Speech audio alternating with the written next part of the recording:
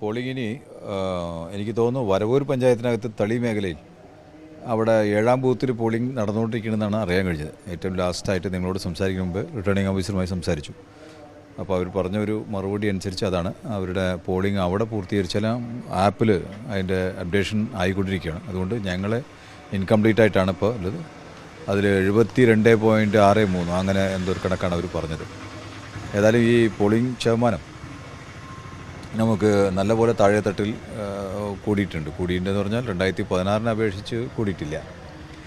അപ്പോൾ എന്തായാലും ഇനി ആ 7ാം ബൂത്ത് കൂടെ കഴിഞ്ഞാൽ അത്രത്തോളം എത്തുമെന്ന് എനിക്കറിയില്ല. 79 ആയിരുന്നു 2016 തെരഞ്ഞെടുപ്പിൽ 79%.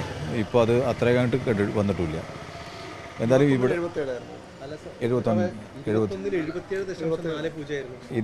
ഞാൻ 2016 പറഞ്ഞത് 79.22 ആയിരുന്നു.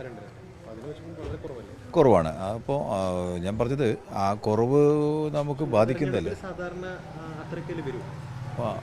അതെ, ഉപതെരഞ്ഞെടുപ്പിൽ ശരിക്കും വാശി കുഞ്ഞും കൂടുക വേണ്ടത്. ശരി, അത് എന്തായാലും ഇല്ല. അത് ഞാൻ മാത്രമല്ല, ഇതിലൊരു വേറൊരു വ്യൂ കാണേണ്ടത് 2016 ഞാൻ ഒരു പുതുതായി വരുന്ന ഒരു കാൻഡിഡേറ്റായിരുന്നു. ഇപ്പോൾ 2024 നോക്കുമ്പോൾ ഞാനൊരു ഒന്നും കൂടെ ഒരു വട്ടം മത്സരിച്ച് ജനങ്ങളുടെ മുമ്പിൽ നിൽക്കുന്ന ഒരു കാൻഡിഡേറ്റാണ്. അപ്പോൾ അന്ന് നടത്തിയ പ്രവർത്തനമെല്ലാം ജനങ്ങൾക്ക് നല്ലപോലെ ബോധ്യമുണ്ട്. അതാണ് ഇതിന് വ്യത്യാസം. നല്ല ആത്മവിശ്വാസമുണ്ട്.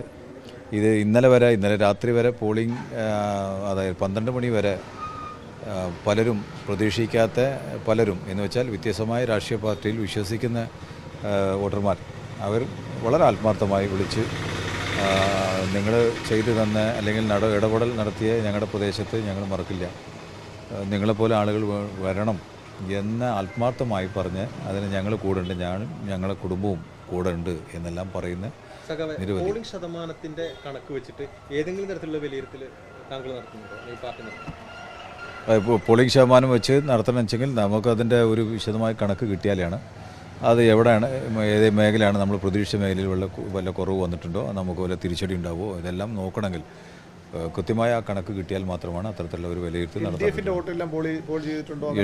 വോട്ടുകളെല്ലാം പോൾ ചെയ്തിട്ടുണ്ട്. ഞങ്ങൾ ഇത്തവണ ഞങ്ങളുടെ മിഷനറി ഫുള്ളും ഇളകി അവർക്ക് നിശ്ചയിച്ച് കൊടുത്ത വോട്ടുകളെല്ലാം അവരുടെ സ്ക്വാഡ് കൊണ്ടുവന്ന് പോൾ ചെയ്യിക്കുന്ന ഒരു കാഴ്ചയാണ് കണ്ടത്. ഞാൻ എല്ലാ ബൂത്തുകളും പരമാവധി ഓടിയെത്താൻ കാണിച്ചു. അവിടെ എല്ലാം അവർ എൻ്റെ മുഖത്ത് പോലും നോക്കാതെ അവരിരുന്ന് കൊണ്ടുവരേണ്ട ആളുകളുടെ കണക്ക് ഇനി എവിടുന്ന വരാളെന്നുള്ള കണക്ക് കൂട്ടിക്കൊണ്ടിരിക്കുകയാണ്. നല്ലപോലെ പ്രവർത്തിച്ചിട്ട് ഉണ്ടായിരുന്നു. അതും കാണാൻ കഴിഞ്ഞു. ഇനിയിപ്പോൾ അത് മെയിൽ ഫീമെയിലിൻ്റെ കണക്കും കൂടെ കിട്ടുമ്പോഴാണ് നമുക്കതിലൊരു കണക്ക് അറിയുള്ളൂ, എത്ര ശതമാനം ഫീമെയിൽ വോട്ടുകൾ രേഖപ്പെടുത്തിയിട്ടുണ്ടെന്ന് അറിയാൻ കഴിയുള്ളൂ. Thank you.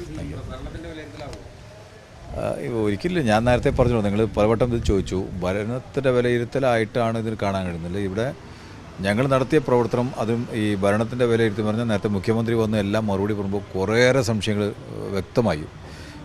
മുഖ്യമന്ത്രി പങ്കെടുത്ത ആദ്യത്തെ യോഗത്തിൽ പങ്കെടുത്ത ആൾക്കൂട്ടമല്ല തൊട്ടടുത്തത്.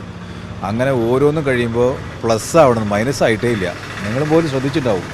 അത് മുഖ്യമന്ത്രി പറഞ്ഞ കാര്യങ്ങളുടെ മുകളിലെ വ്യക്തതയാണ്. ആ വ്യക്തത വരുന്നതോടുകൂടി ജനം ഇനിയും കൂടുതൽ വന്നതാണ് ഞങ്ങൾ മനസ്സിലാക്കിയത്.